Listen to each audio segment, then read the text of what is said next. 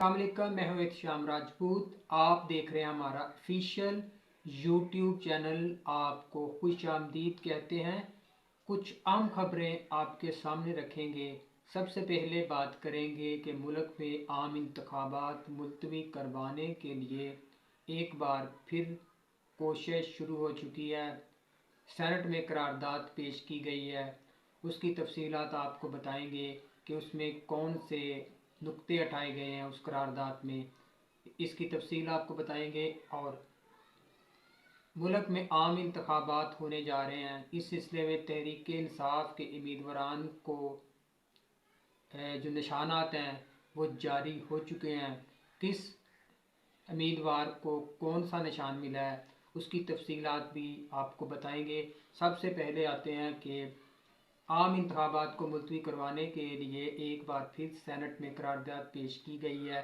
ये करारदाद पेश की है फाटा से तल्लक रखने वाले एक आज़ाद उम्मीदवार हैं सेंटर हलालुर रहमान, इनकी जानिब से जमा कराई गई है। और इसमें जो वजूहात बयान की गई हैं वो आपको बताते हैं। इन्होंने करारदाद में कहा कि खैबर पख्तूनख्वा में सिक्योरिटी खदशात के बायस उम्मीदवारों को इंतखाबी मुहिम के दौरान दहशतगर्दों के हमले का खदशा है। करारदाद में सेनेटर ने कहा कि खैबर पख्तूनख्वा के वोटर्स और उम्मीदवारों में एहसास महरूमी है, जबकि सूबे में इलेक्शन की तारीख गैर मौजू साबित हो रही है। आम इंतखाबात को 8 फरवरी की बजाय मौजूद तारीख तक मुलतवी किया जाए। सेंटर हलालुर रहमान ने मज़ीद कहा है कि शदीद सर्दी और बर्फबारी खैबर पख्तूनख्वा में शहरियों को साजगार माहौल में वोट डालने से रोक रही है। उम्मीदवारों के लिए इलेक्शन मुहिम चलाना मुश्किल हो रहा है। करारदाद जमा करवाने वाले हलालुर रहमान फाटा से आज़ाद सेंटर हैं और ये 2012 में मुंतखब हुए थे फाटा से पहली बार। और उसके बाद ये सेनेट के मेंबर बने। अब बात करते हैं कि ये बार बार सेनेट में जो करारदाद है वो क्यों पेश की जा रही है इलेक्शन को मुलतवी करवाने के लिए।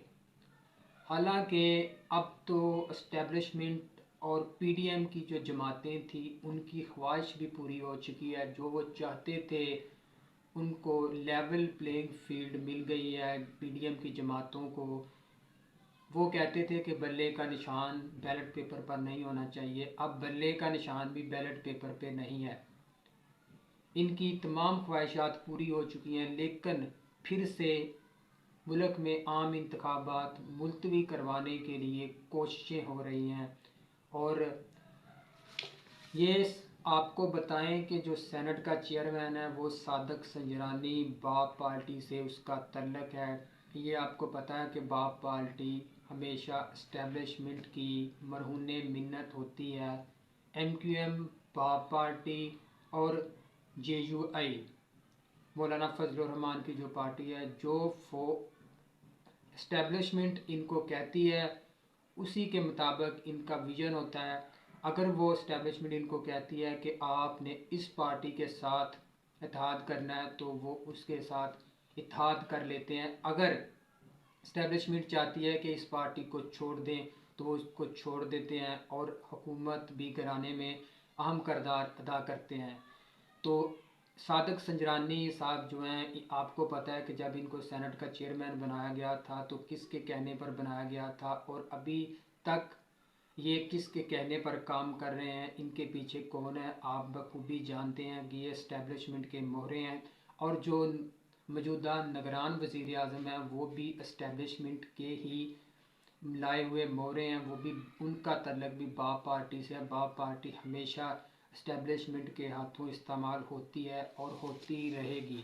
और यही सूरत हाल एमक्यूएम की है। वो भी बाप पार्टी नहीं, इस्टेब्लिशमेंट के हाथों इस्तेमाल होती है और हमेशा से होती आ रही है। ये पार्टियाँ होती हैं प्रेशर ग्रुप। ये दूसरी पार्टियों को प्रेशर में लाने के लिए जब वो इक़्तिदार में होती हैं उनको प्रेशराइज करने के लिए इनको इस्तेमाल किया जाता है। प्रेशर टैक्टिक्स ये इस्टेब्लिशमेंट का होता है कि इनको इस्तेमाल करके वो हुकूमत बनाने या गिराने में इनका किरदार खुद अदा करवाती हैं। अब जो सूरत हाल है इसमें इलेक्शन अगर मुलतवी होते हैं तो इसका नुकसान मुस्लिम लीग नून को सबसे ज़्यादा होगा, क्योंकि अब जो सिचुएशन है, अब जो माहौल है भला भी नहीं है, और जो उनकी मुखालिफ पार्टी है पीटीआई उसको भी जितना वो तोड़ सकते थे इस्टेब्लिशमेंट उसने तोड़ दिया है। और अब सबसे ज़्यादा माहौल जो साजगार है वो मुस्लिम लीग नून के लिए। अगर अब इलेक्शन नहीं होते तो इसका ज़्यादा नुकसान भी मुस्लिम लीग नून को होगा, क्योंकि अब इस्टेब्लिशमेंट उनके लिए दस्ते शफ़क़त रखती है। आने वाले दिनों में पता नहीं क्या हो सकता है कि उनके लिए दस्ते शफ़क़त हो या ना हो। अब मुस्लिम लीग नून ये कभी भी नहीं होने देगी कि पाकिस्तान में आम इंतखाबात ना हो। वो कभी नहीं चाहेगी। वो चाहेगी कि आम इंतखाबात जल्द से जल्द हों ताकि उनकी हुकूमत बने। जो उन्होंने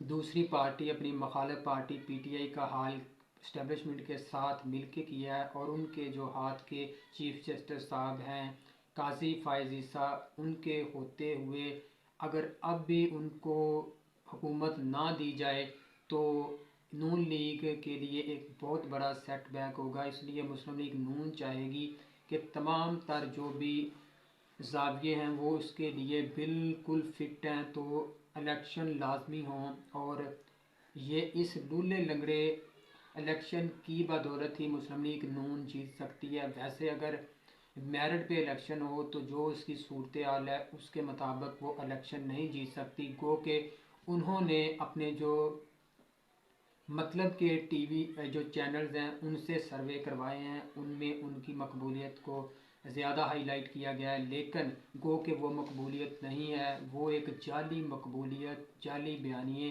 के तहत सर्वे हो रहे हैं, और उन सर्वेज़ में जो प्लांटेड लोग हैं उनको सर्वेज़ में उतारा जा रहा है ताकि लोगों को दिखाया जाए कि मकबूलियत मुस्लिम लीग नून के पास है, लेकिन हक़ाइक़ इसके बरक्स हैं। और एक बात आपके सामने रखेंगे, अगर इलेक्शन में तख़यीर होती है, निगरान सेटअप लंबा चलता है, तो इसमें इस्टेब्लिशमेंट का फ़ायदा है। वो ये फ़ायदा है कि जितनी साख इस्टेब्लिशमेंट की एक डेढ़ साल में मुतासर हो चुकी है, वो अपनी साख को बहाल करने के लिए अवाम को रिलीफ देना चाहते हैं। अपनी जो निगरान हुकूमत है उनको लंबा खींचना चाहते हैं ताकि लोगों में जो साख उनकी ख़राब हुई है उसको बेहतर कर सकें। इसलिए वो इस सेटअप को लंबा खींचना चाहते हैं। ये भी एक वजह है कि इस्टेब्लिशमेंट चाहती है कि निगरान सेटअप लंबा चले। और कल से एक बात सोशल मीडिया पर या जो दूसरे मीडिया प्लेटफॉर्म्स हैं उन पर एक बात डिस्कस हो रही है कि पीटीआई ने अगर इंतखाबी इत्तेहाद करना था तो वो शेख रशीद या शेरानी ग्रुप या एक आध और ग्रुप है जो पीटीआई के साथ इल्हाक में है अभी, उनके साथ उनकी पार्टीज़ में अगर जम हो जाते या उनके इंतखाबी जो निशानात थे उन पे इलेक्शन लड़ते। ये सब सारी बातें ठीक है अपनी जगह कि इनको चाहिए था कि शेख रशीद या शेरानी ग्रुप या किसी और के साथ इत्तेहाद किया जाता, ना कि तहरीक इंसाफ जो नज़रियाती है जिसके जो चेयरमैन थे डार, जिन्होंने कल प्रेस कॉन्फ्रेंस की और उन्होंने ये बात की नफ़ी की कि उनके साथ कोई इत्तेहाद नहीं हुआ, जो भी हुआ वो 2 नंबरी है। जबकि पीटीआई ने इस बात की तस्दीक की है कि उसके साथ सारे मामला तय हो गए थे और इसकी वीडियो भी मौजूद है। उनके साथ एक एग्रीमेंट हुआ था, एनए की 4 सीटें तहरीक इंसाफ नज़रियाती पार्टी को दी गई थी, और ये मुआहदा हुआ था कि जिधर उनके कैंडिडेट्स खड़े होंगे पीटीआई उधर अपने कैंडिडेट्स खड़े नहीं करेगी, और 4 एमएनए की सीटें उनको दी गई थी। पीटीआई के बकौल उनके जो चेयरमैन हैं डार साहब उनके उस मुआहदे पर दस्तखत भी मौजूद हैं, और जो टिकट्स जारी हुए थे नज़रियाती के पीटीआई जो तहरीक इंसाफ है उसके उम्मीदवारों को, वो डार जो है उसके टिकट्स पर दस्तखत भी मौजूद थे। बिल्कुल एक मुआहदा हुआ था। बाद में डार ने ये नफ़ी की कि उसका कोई मुआहदा नहीं हुआ। आपको पता है कि जो कुछ पिछले 16-17 माह में हुआ है और जो अब हो रहा है, उसके बाद पीटीआई के साथ ना किसी को इत्तेहाद करने दिया जा रहा है, ना पीटीआई के साथ कोई इत्तेहाद करे तो उसको बख्शा जाएगा, उसको भी पीटीआई के साथ रगड़ दिया जाएगा। ये एक स्टैब्लिशमेंट या पीडीएम का एक मंसूबा है, इसी के तहत वो काम कर रहे हैं। ये इलेक्शन अगर उनका किसी पार्टी के साथ इत्तेहाद हो भी जाता, फॉर एग्ज़ाम्पल मान लें कि किसी पार्टी के साथ पीटीआई का इत्तेहाद हो जाता, लेकिन वो ना इलेक्शन कमीशन ने मानना था, क्योंकि सबसे पहले जो जब भी इत्तेहाद किसी निशान पे कोई पार्टी इलेक्शन लड़ती है तो इलेक्शन कमीशन में एक मुआहदा जमा होता है जिसके तहत वो बताती है कि मैं इसके साथ मेरा इत्तेहाद है, हम दोनों सीट एडजस्टमेंट के तहत इलेक्शन लड़ रहे हैं। तो फिर जाकर ये एक सबूत के तौर पर भी होता है जो इलेक्शन कमीशन में जमा होता है। अगर पीटीआई वो जमा करवाती किसी पार्टी के साथ इत्तेहाद करके तो फिर भी उन्होंने नहीं मानना था, बल्कि उन्होंने अपने आरओज़ को ये इंस्ट्रक्शन दी थी कि अगर कोई नज़रियाती पार्टी के पीटीआई का जो उम्मीदवार है वो अगर नज़रियाती पार्टी के टिकट जमा करवाता है तो उनसे टिकट ना ली जाए। वजह से ये बताई गई थी कि उनकी जो जो रजिस्ट्रेशन है वो पहले ही तहरीक इंसाफ में हुई है, तो उनकी टिकट ना जमा किए जाएं। मुख्तर ये है कि जो फैसला साज है उन्होंने ये फैसला किया हुआ था कि तहरीक इंसाफ को मैदान से बाहर करना है, किसी तरीके से भी किया जाए। उन्होंने एक अपना माइंडसेट बनाया हुआ था कि उन्होंने इनको इस इंतखाबात में हिस्सा नहीं लेने देना था। उनको जो अब उनके आज़ाद उम्मीदवार हैं वो भी अगर हिस्सा ले रहे हैं तो अभी उन पर भी क्रैकडाउन होगा। अभी उनको ये नहीं है कि उनको एक फ्री हैंड दे दिया जाएगा, नहीं, अभी भी उन पे क्रैकडाउन होगा। जितना स्टैब्लिशमेंट कर सकती है उनको मजबूर करेगी। उनको कंपेन के लिए नहीं निकलने दिया जाएगा, ना उनको जलसे करने दिए जाएंगे, ना उनको आम आवाम में निकलने दिया जाएगा।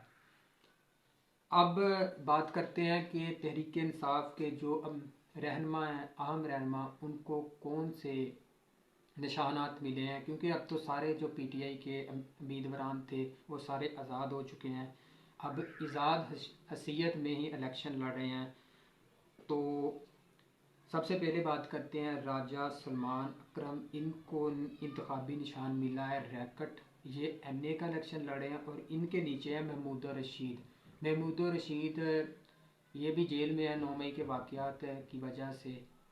तो ये एक कह लें कि लाहौर का सबसे बड़ा हलका भी है, इससे इलेक्शन लड़ रहे हैं और सबकी तवज्जो इसी हलके पर है, क्योंकि दोनों ही कैंडिडेट जो पीटीआई के हैं ये बहुत मजबूत हैं। राजा सलमान अकरम ने पीटीआई के लिए बहुत मेहनत की है। पीटीआई की वुकला टीम को अगर सबसे ज़्यादा अच्छे तरीके से लीड किया है तो वो सलमान राजा अकरम है।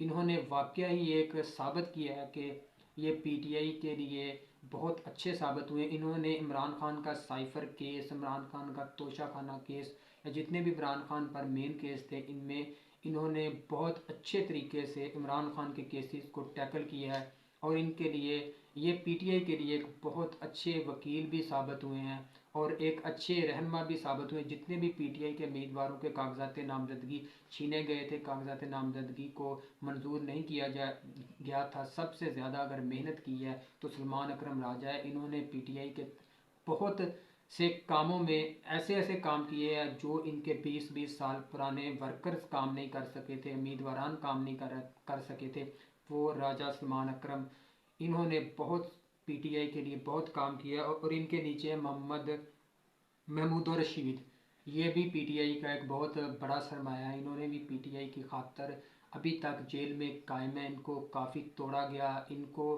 पार्टी छोड़ने के लिए मजबूर किया गया, लेकिन ये पूरे डटे हुए हैं पीटीआई के साथ और इनको दाद देनी पड़ेगी कि ये इस एज के इस हिस्से में भी पीटीआई के साथ मजबूती के साथ खड़े हैं, पीटीआई के साथ, और अपने नज़रियात को इमरान खान के नज़रियात से इन्होंने मिलाया हुआ है और अभी तक खड़े हैं। उसके बाद आते हैं ज़रताज गुल, जो कि वफाकी वज़ीर रह चुकी हैं, डीजी खान से इनका तल्लक है। इनको इंतखाबी निशान दिया गया है बेंच। इन्होंने भी बहुत सी तकलीफ़, बहुत जबर बर्दाश्त किया है पीडीएम सरकार का और अब मौजूदा इस्टेब्लिशमेंट का। इनका इंतखाबी निशान बेंच है। और जमशेद दस्ती, जिसको आप जानते हैं कि कुछ दिन पहले उनकी वाइफ के साथ और उनके साथ जो सलूक किया गया हमारे सिक्योरिटी इदारों की तरफ से, उनको इंतखाबी निशान हारमोनियम मिला है।